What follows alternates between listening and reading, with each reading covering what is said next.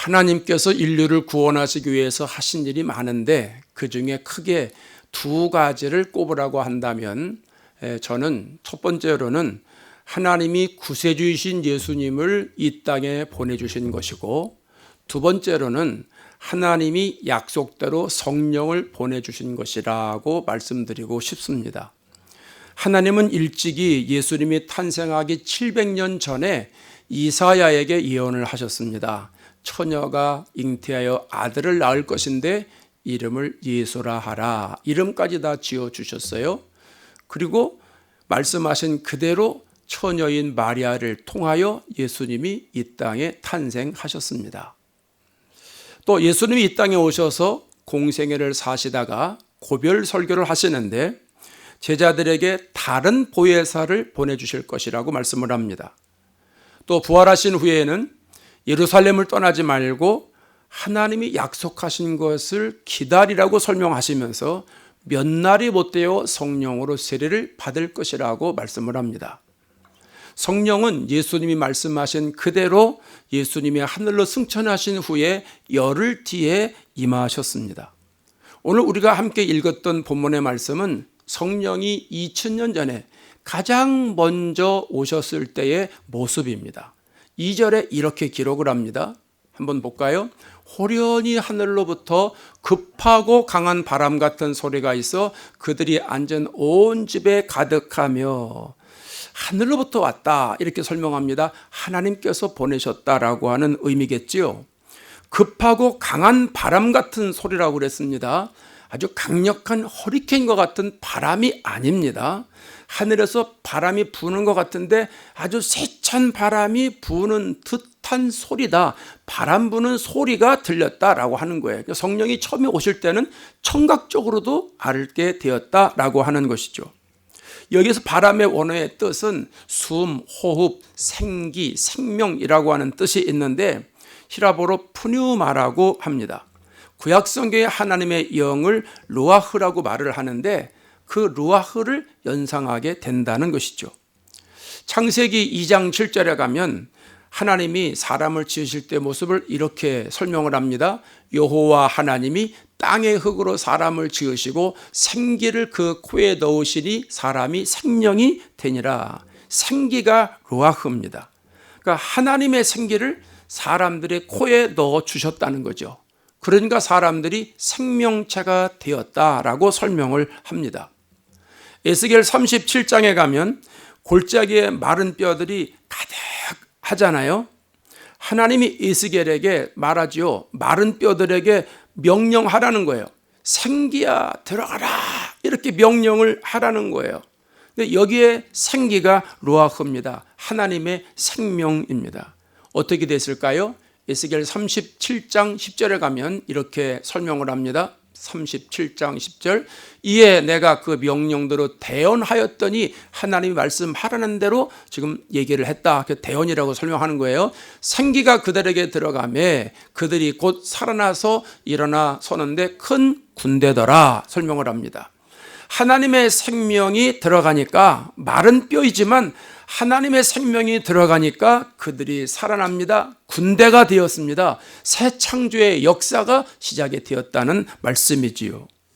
그러니까 초대교회의 급하고 강한 바람 같은 소리는 하나님이 오시는 임재의 표현입니다. 하나님의 영이 성령으로 제자들에게 임하시는 모습이라고 하는 것이죠. 3절에 가서는 성령 강림의 모습이 눈으로도 보였다라고 설명을 합니다. 시각적으로 보였다는 거죠. 자, 3절을 읽어보겠습니다. 시작. 마치 불의 혀처럼 갈라지는 것들이 그들에게 보여 각 사람 위에 하나씩 임하여 있더니, 불의 혀처럼 갈라지는 것들이 보였다라고 하는 거예요. 여러분 잘 보세요. 성령이 불로 임한 게 아니에요. 하늘에서 불덩어리가 떨어지지 휙 하고 떨어진 게 아니라는 거예요. 성령을 받으면 마음이 불처럼 뜨거워지지만 성령 자체가 불은 아니다라고 하는 거예요.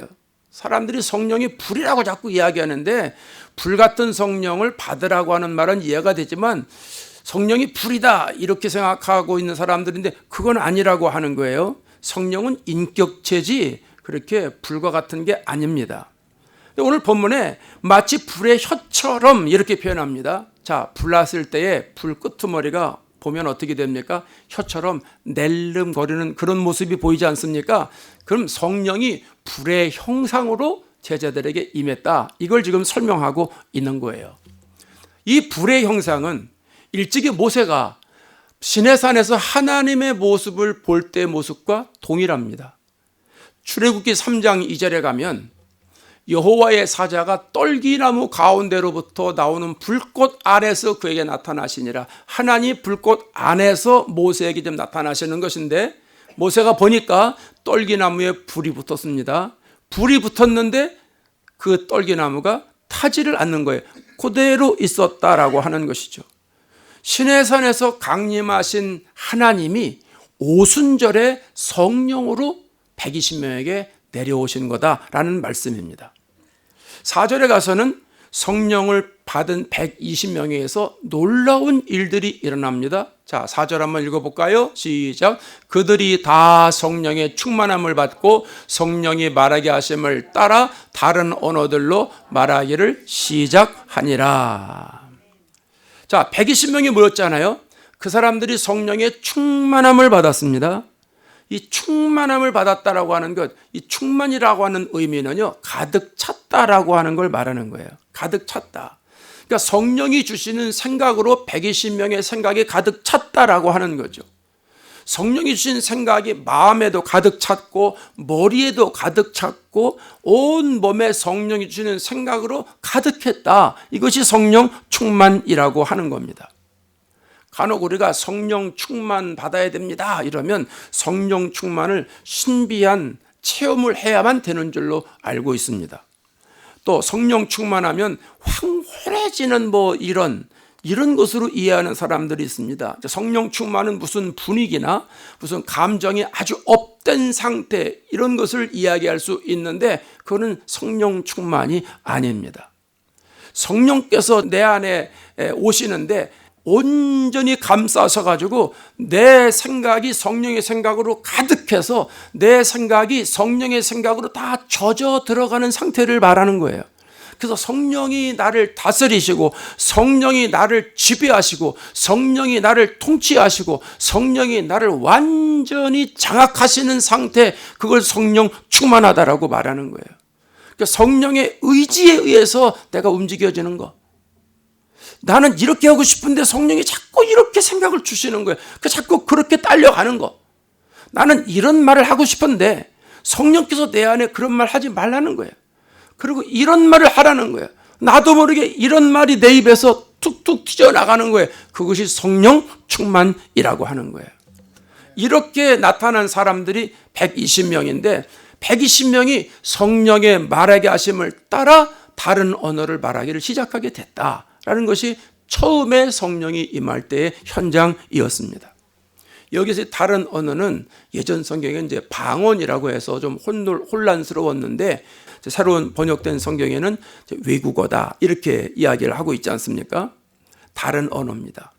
9절에서 11절 가보면 오순절을 맞아서 경건한 유대인들이 예루살렘에 모였는데 그들이 사는 나라들을 설명해 주고 있는데 바데, 메데, 엘람, 메소포타미아, 이집트, 리비아, 로마 해가지고 16개의 나라가 나와 있습니다. 그럼 경건한 유대 사람들이 16개의 나라에 흩어져서 살다가 그들이 예루살렘에 모였다라고 하는 것이죠. 이 사람들이 가만히 보니까 성령을 받았다고 하는 사람들이 말을 하는데 가만히 들어보니까 자기들이 살고 있는 나라의 말을 하게 되더라 하는 거예요.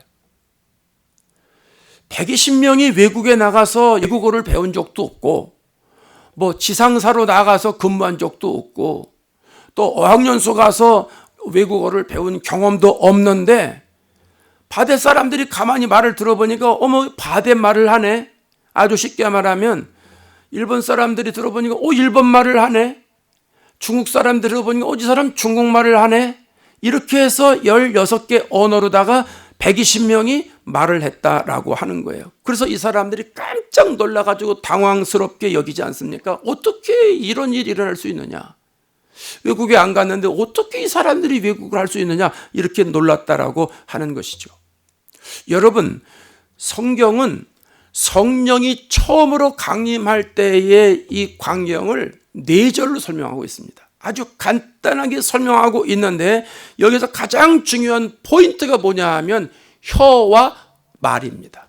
혀와 말. 혀가 성령에 의해서 움직여서 성령이 말하게 하심을 따라 말했다라고 하는 것이죠. 다시 말하면 오늘 설교 제목처럼 성령의 다스림을 받는 혀가 되었다라고 하는 것이죠. 여러분, 성령이 처음에 역사하실 때는 인격적으로 역사하세요. 물론 나중에도 오늘날에도 인격적으로 역사하세요. 물론 성령이 역사하면 많은 은사도 나타나요. 고린도 교회가 많은 은사를 받았는데 은사를 받아야만 성령 받았다 이렇게 말하는 것도 또 이것도 하나는 알고 둘은 모르는 거예요. 성령 우리에게 인격적으로 역사하시는데 성령이 어떻게 우리에게 인격적으로 역사해서 은사까지 이어지는가, 이건 다음 주일날 자세하게 말씀을 드리도록 하겠습니다. 근데 오늘은 성령께서 이 120명에게 역사하시는데 혀를 움직여서 말을 하도록 역사하셨다라고 하는 겁니다. 잠언서 18장 21절에 가면 이런 말씀이 있죠. 죽고 사는 것이 혀의 심에 달렸나니. 혀의 파워를 말하는 거예요. 우리 몸의 지체 중에서 가장 제어하기 힘든 부분이 혀라고 생각을 합니다. 이 혀는요, 내 의지로 다스릴 수가 없어요. 야고보서에 가면 그런 말씀을 하죠. 들짐승들도 사람이 다스릴 수 있대요. 새도 사람이 다스릴 수 있대요. 생물들도 사람이 다 길들일 수가 있는데 사람의 혀는 도무지 길들일 수가 없다는 거예요. 그래서 야고보서 3장 8절에 이렇게 말하잖아요. 혀는 능히 길들일 사람이 있나니 없나니? 없나니. 없대요. 죄송해요. 이놈의 혀가 말을 잘 안 들어요. 눈은 감어. 그러면 감어쳐요. 귀도 닫어. 듣지 말어. 그러면 안 듣게 돼요. 근데 이놈의 혀는 감당할 수가 없어. 감당할 수가 없어. 사람들이 막 배 끊어서 그래. 아이고, 이놈 입이 잘못됐나, 입이 잘못됐나. 입이 잘못됐나, 여기 있는 게 그대로 나온 건데. 그래서 혀는 쉬지 않는 악이요 죽이는 독이 가득한 것이라 이렇게 설명하고 있는 거예요. 혀는요, 쉬는 법이 없어. 계속해서 악을 발산한다는 거예요. 또 죽음에 이르는 독이 혀에 가득하다는 거예요. 여러분 보세요. 오늘날 교회에서 많은 갈등과 분쟁이 일어납니다. 세상에 거짓과 불의가 넘쳐납니다. 어디서부터 시작할까요? 요 혀에서부터 시작이 되는 거예요. 혀에서 비판하는 말이 나오고 정죄하는 말이 나오고 상처 주는 말이 나오고 시기하는 말이 나오고 거짓으로 꾸며내는 말이 나오고 무시하는 말이 나오고 저 사람 열받게 하는 말이 나오고 말이죠. 예수 안 믿는 사람들 얘기가 아니라 오늘 우리들 혀에서 이런 현상들이 일어난다라고 하는 거예요. 우리의 혀가 원죄의 영향으로 부정해진 거예요. 불의의 병기로 사용될 때가 얼마나 많은지 몰라요. 이사야 아시잖아요. 이사야가 하나님의 소명을 받을 때 환상 속에서 하나님의 성전으로 올려져 갑니다. 보좌에 앉으신 하나님의 모습을 보게 되는 거예요. 성전에서 하나님의 영광이 가득한 모습을 보면서 마음이 철렁 내려앉는 거예요. 그러면서 이사야 6장 5절에 이렇게 고백을 합니다. 화로다 나여 망하게 되었도다. 야, 나 이제 죽게 됐다는 거예요. 나 이제 죽은 목숨이라는 거예요. 왜 죽게 됐어요? 나는 입술이 부정한 사람이요. 그동안 입술로 별의별 말 다 했거든요. 나는 입술이 부정한 백성 중에 거주하면서 만군의 여호와신 왕을 베었음이로다 하였도다. 입술이 내가 부정한데 이 입술을 통하여 거짓된 말도 많이 나오고 사람 상처 주는 말도 많이 나오고 사람을 죽이는 말도 많이 나오고 사망의 언어를 많이 내뱉었는데 거룩하신 하나님을 보게 되었으니 내가 무슨 수로 거기서 살아날 수 있느냐. 야, 나는 이제 죽었다. 큰일 났다. 큰일 났다. 이렇게 얘기를 하는 거예요. 그런데 그때 천사가 부짓개를 가지고, 부짓개 아시죠? 부짓개, 이 불타는 거, 이걸 이렇게 집어내는 거 있잖아요. 부짓개를 가지고 와가지고선 숯을 들고 와가지고 이사야 입을 딱 찢어주는 겁니다. 그러면서 뭐라고 말합니까? 이사야 6장 6절에 그것을 내 입에 대며 이르되 보라, 이것이 네 입에 닿았으니 네 악이 제하여졌고 네 죄가 사하여 졌느니라 하더라. 할렐루야. 부정한 이사야의 입술을 숯불로 지져가지고 정결하게 해주신 거예요. 그리고 주님의 말씀을 대변하는 혀와 입이 되도록 만들어 주셨다라고 하는 사실입니다. 다시 사도행전 오늘 본문으로 돌아오면 성령이 강림하셔서 우리의 혀가 불의의 병기로 사용되고 있었는데 이제는 복음을 전하는 혀로 만들어 주시기 위해서 의의 무기로 사용되는 혀가 되도록 하시기 위해서 하나님의 나라의 복음을 전파하는 거룩한 혀와 입이 되게 하시기 위해서 우리의 부정한 혀와 입술을 성령으로 찢어주셨다, 그 말입니다. 성령 강림으로 성령의 다스림을 받는 혀가 되었다. 그래서 성령이 말하게 하심을 따라 말하게 되었다. 이렇게 증거하고 있는 겁니다. 여러분, 사도행전을 보세요. 사도들이 성령의 충만함을 받지요. 그리고 나서 복음을 증거하는데 사도들의 혀가 성령의 다스림을 받습니다. 베드로와 요한이 성령에 충만해서 성령이 시키는 일을 합니다. 예수님이 십자가에 달려 돌아가셨습니다. 우리를 죄와 사망과 지옥에서 건져내시려고 십자가에서 물과 피를 다 쏟고 돌아가셨습니다. 또 죽은 지 3일 만에 부활하셨습니다. 예수님이 우리의 구세주가 되십니다. 예수를 믿어야 삽니다. 예수 믿어야 우리의 영혼이 삽니다. 여러분, 예수 믿으세요! 간절하게 전도를 하는 겁니다. 그 얘기를 듣고 있던 종교 지도자들이 협박을 합니다. 예수님의 이름이 자꾸 퍼져서 믿는 사람이 많아지면 자기들의 입지가 좁아지니까 그들을 불러다가 협박을 합니다. 예수 이름으로 말하지도 마라. 예수님의 이름으로 가르치지도 마라. 알았지? 명심하고 꼭 지켜야 돼. 협박을 하는 거예요. 근데 베드로와 요한이 이전에 예수의 이름으로 말한다고 감옥에 들어갔다 온 경력이 있어요. 전과가 있어요. 근데 그렇게 또 말하면 감옥에 또 집어넣는다 그러니까 좀 움찔하지 않겠습니까? 야, 이거 어떻게 해야 되나? 이거 또 감옥에 들어가는 거야? 이걸 말해야 되나 하지 말아야 되나 고민할 거 아니겠습니까? 그런데 사도행전 4장 가면 이렇게 증거합니다. 19절 20절 베드로와 요한이 대답하여 이르되 하나님 앞에서 너희 말을 듣는 것이 하나님의 말씀을 듣는 것보다 옳은가 판단하라.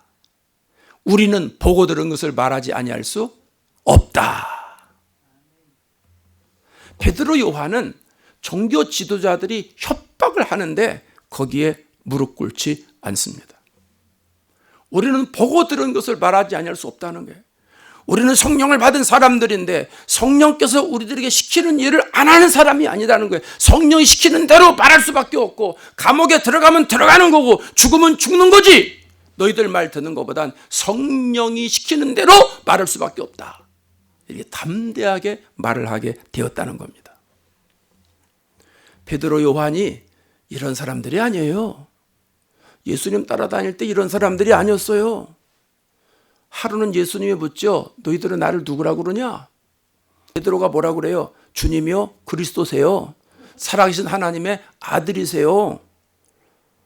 예수님을 정확히 본 거예요. 그러니까 예수님 뭐라고 그래요? 야, 너 복 있다. 너 그게 알게 하신 분은 하나님이다. 하나님 주신 생각을 내가 지금 말하고 있다. 지금 그렇게 이야기를 하고 있는 거예요. 예수님이 베드로 얘기를 듣고 야, 이 정도면 됐겠지. 그러고선 이제 예수님의 십자가 사건을 얘기를 해요. 조금 있으면 내가 죽을 거다. 그리고 말한 대로 이제 다시 부활할 거다. 얘기를 하니까 베드로가 나서가지고 뭐라고 그러냐면 주님 안 돼요, 안 돼요. 이런 일이 주님께 일어나면 안 되는 거예요. 큰일 나죠. 큰일 나죠. 그때 예수님이 그 얘기를 듣고 뭐라고 그래요? 사탄아 물러가라. 사탄아 물러가라. 네가 하나님 일 생각하지 않고 왜 자꾸 사람의 일만 생각하냐. 야단을 맞아요. 아니 방금 전에는 예수님께 칭찬을 받은 사람인데 아니 그 자리에서 금방 또 예수님께 책망을 받습니다. 베드로는 성령께서 주신 생각을 말하다가 마귀가 준 생각을 말하는 사람으로 바뀌어졌다는 거예요. 한 입으로 두 말하는 사람이 됐어요. 이랬다 저랬다 한 사람이 되었다라는 거예요. 그러니까 나중에 예수님 십자가에 달려 돌아가실 때 도망가잖아요. 고기 잡으러 가겠다고 가잖아요. 그런데 성령을 충만히 받은 다음에는 베드로나 요한이나 사도들이 육신의 생각을 말하는 혀가 달라지게 됩니다. 성령께서 주시는 생각에 사로잡혀서 성령이 말하게 하시는 말을 하게 되는 혀가 되었다는 겁니다. 성령께서 말하게 하라고는 말을 하면 자기들 입지가 좁아지고 자기들이 고통을 받고 자기들이 또 매를 맞고 감옥에 들어가고 손해가 나고 잘못하면 죽을 줄도 모르는데 성령께서 계속 알려주시는 생각을 혀를 통하여 말하는 거예요. 그래서 성령이 말하게 하심을 따라 말하는 예수님의 사도들이 되었다라고 하는 사실입니다.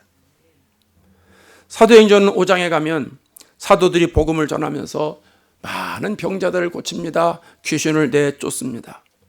이 모습을 대제사장과 종교 지도자들이 보면서 또 시기합니다. 그러면서 사도들을 다시 옥에 가두게 됩니다. 그런데 하나님이 사도들에게 또 찾아오셔서 감옥 문을 여시고 말씀을 하십니다. 사도행전 5장 19절 20절을 봅니다. 주의 사자가 밤에 옥문을 열고 끌어내어 이르되 가서 성전에 서서 이 생명의 말씀을 다 말하라 하매. 사도들은 성령이 시키는 대로 새벽에 성전에 가서 복음을 선포합니다. 종교 지도자들이 이 사실을 알고 사도들을 또 붙잡아 옵니다. 공회 앞에 세웁니다. 예수님의 이름으로 가르치지도 말라고 내가 신신당부했건만 예수님의 이름으로 말하지 말라고 그렇게 엄금을 했는데 너희들이 왜 말을 안 듣냐고 호통을 치는 거 아니겠습니까? 근데 사도들이 뭐라 그래요? 우리는 사람의 말보다 하나님 말씀 순종하는 사람들이라고. 성령의 지배를 받는 혀, 성령의 다스림을 받는 혀를 가진 사람들이 되었다고 고백하는 것입니다. 여러분, 성령이 오신 것은 우리의 입술을 통하여 예수님의 복음이 전파되기를 원하셨기 때문입니다. 요한복음 15장 26절에 예수님이 이런 말씀을 하세요. 다 같이 읽겠습니다. 내가 아버지께로부터 너에게 보내실 보혜사 곧 아버지께로부터 나오시는 진리의 성령이 오실 때에 그가 나를 증언하실 것이요. 성령이 오셔서 하시는 일이 많아요. 그중에 가장 중요한 일이 뭐예요? 나를 증언하실 것이요. 예수님을 증언하게 도와주신다라고 하는 거예요. 그러면 우리의 혀를 어떻게 사용하기를 원하시는 거예요? 예수님이 구세주이십니다라는 걸 증거하는 혀가 되기를 원하시는 거예요.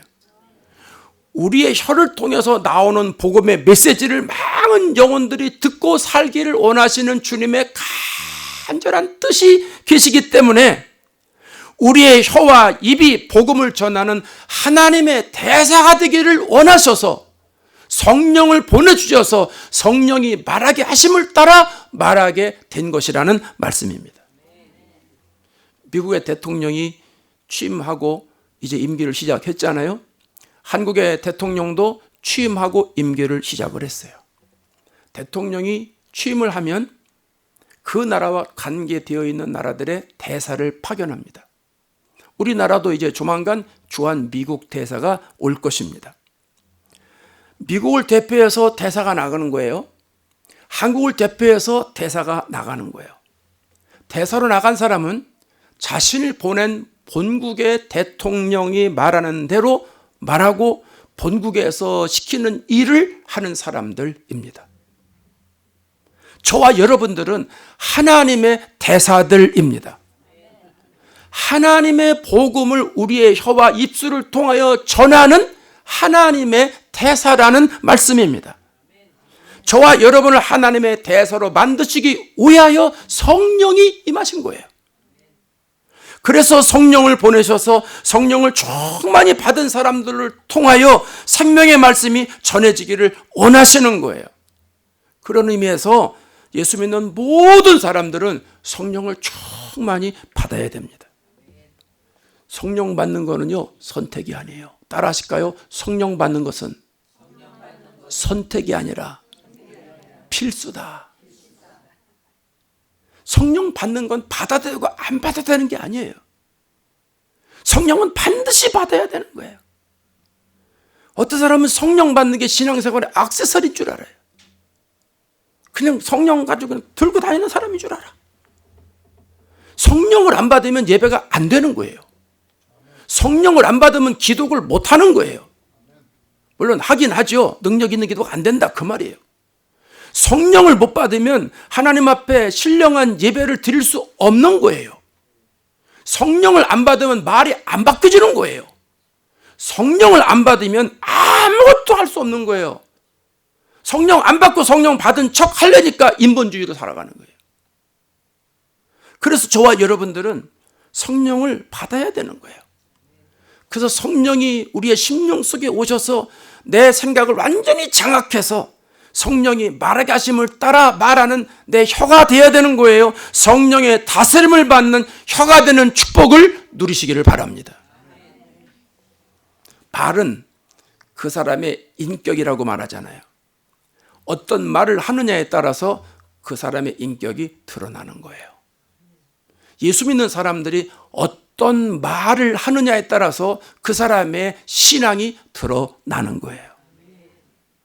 생명의 언어를 말하는 사람들은 성령의 다스림을 받는 사람들이라고 말할 수 있고, 사망의 언어를 말하는 사람들은 성령의 지배를 받지 않는 사람들이라고 말할 수가 있습니다. 성령을 받은 사람들은, 성령의 다스림을 받는 사람들은 제일 먼저 나타나는 현상이 말이 달라지는 거예요. 사랑을 하면 말이 달라진다잖아요. 성령을 받으면 말이 달라지는 거예요. 은사는 그 이후예요. 먼저 말이 달라지는 거예요. 그래서 영혼을 살리는 말을 하는 거예요. 사랑하는 말을 하고, 격려하는 말을 하고, 온유한 말을 하고, 축복하는 말을 하고, 상대방의 인격을 존중하는 말을 하는 거예요. 내가 그 수준이 돼서 하는 게 아니에요. 하나님이 성령으로 내 안에 오셔서 그런 말을 할 수 있도록 나에게 계속 알려주시는 거예요. 그래서 성령 받은 사람들은 이런 말을 할 수밖에 없다는 이야기예요. 여러분은 성령이 말하게 하심을 따라 말하는 하나님의 혀를 가진 사람들입니까? 아니면 육신의 생각대로 들은 대로 내 마음대로 말하고 판단한 마귀의 혀를 가진 사람들입니까? 한 입에서 찬송과 저주가 나온다고 했습니다. 혀는 의의 병기로 하나님 앞에 쓰임받을 수도 있고, 불의의 병기로 죄에게 쓰임받을 수 있다라고 하는 사실입니다. 에베소서 5장 8절에 이런 말씀을 하죠. 너희가 전에는 어둠이더니 이제는 주 안에서 빛이라, 빛의 자녀들처럼 행하라. 이전에는 어둠이었기 때문에 우리는 사망의 언어를 말하는 혀와 입이 되었습니다. 사람들을 저주하고, 사람들을 정죄하고, 사람들을 비난하고, 사람들을 무시하고, 아무렇지도 않게 생각하고 이런 말을 하던 사람이었어요. 그런데 이제는 주 안에서 빛이라는 거예요. 빛이 우리들 속에 들어와서 내 안에 어둠을 다 물리쳐 주셨다는 거예요. 그래서 빛의 자녀들처럼 행하라는 거예요. 빛의 자녀들처럼 행할 때 가장 중요한 것 중에 하나가 뭐예요? 말이에요. 말이 달라지는 거예요. 성령의 다스림을 받는 혀가 되어야 된다는 말씀입니다. 예수님께서 십자가에서 피를 다 쏟으시고 몸을 다 갈기갈기 찢으시면서 이것은 내 살이다 받아 먹어라, 이것은 내 피다 받아 마셔라 하면서 예수님의 십자가 고난을 우리의 심령 속에, 우리의 몸 속에, 우리의 뼈 속에 다 새기도록 그렇게 만들어 주셨잖아요. 그리고 예수님이 부활하심으로 부활의 첫 열매가 되셔서 우리들도 부활할 것이라고 하는 것을 알려주셨잖아요. 그 예수님의 구세주가 되시는 증거는 수없이 많은데 그 많은 증거들을 우리의 혀를 통하여 우리의 입술로 사람들에게 전하라고 하는 것이죠. 그게 빛의 자녀들로 살아가는 사람인 줄로 믿습니다. 저와 여러분이 성령을 충만히 받으셔서 우리의 입이 하나님이 말하게 하심을 따라 말을 쏟아내는 입술이 되어야 될 거 아니겠습니까? 그런 복을 받는 혀와 입이 되어야 될 것이 아니겠느냐? 성령의 온전한 다스림을 받는 혀와 입술이 되어야 될 것이 아니겠느냐? 그게 축복이다, 이 말씀입니다. 여러분, 성령 강림은 2000년 전에 오신 사건이지만 이것은 오늘날에도 계속 이어지는 현재 진행형입니다. 4차 산업혁명이 시작된 오늘날에도 성령은 동일하게 역사합니다. 하나님은 어제나 오늘이나 변함없으신 분이기 때문에 성령을 통해서 우리들에게 2000년 전에 역사하신 그대로 오늘날에도 역사하십니다. 2000년 전에 방언에 역사하신 그대로 오늘날의 방언으로 역사하시고 2000년 전에 많은 질병들을 고친 것처럼 오늘날에도 질병을 고쳐주시고 2000년 전에 마귀를 쫓아내신 것처럼 오늘도 마귀를 쫓아내십니다. 그래서 성령은 지금도 일하고 계십니다. 그 성령께서 우리의 혀와 입술을 통하여 예수님이 구세주이십니다. 예수님이 그리스도이십니다. 예수님을 믿어야 내 영혼이 삽니다. 이것을 전하기를 원하신다라고 하는 사실입니다. 여러분, 성령 강림주를 기점으로 해서 이제는 11월 셋째 주까지 계속 성령 강림 후 첫 주, 둘 주, 셋 주, 넷 주 계속 나가게 되는데 특별히 성령 강림 절기에는 계속해서 성령을 충만히 받으시기를 바랍니다. 우리도 120명처럼 성령이 말하게 하심을 따라 말하는 사람들이 되어야 할 것 아니겠습니까? 성령의 다스림을 온전히 받는 우리의 혀와 입술이 되어야 될 것 아니겠습니까? 우리의 혀와 입술을 통하여 예수님의 향기가 전해져야 될 것이 아니겠느냐? 예수님의 십자가와 부활의 복음이 전해져야 될 것이 아니겠느냐? 우리의 혀와 입술을 통하여 많은 영혼들이 사는 생명 역사가 나타나는 도구로 사용되어야 되지 않겠느냐 하는 것이죠. 성령 강림절에 성령을 충만히 받으셔서 하나님께서 성령을 보내실 때에 예수님을 증거하게 하신 그 뜻이 저와 여러분을 통해서 실현되는 축복의 주인공 되시기를 주의 이름으로 축원합니다.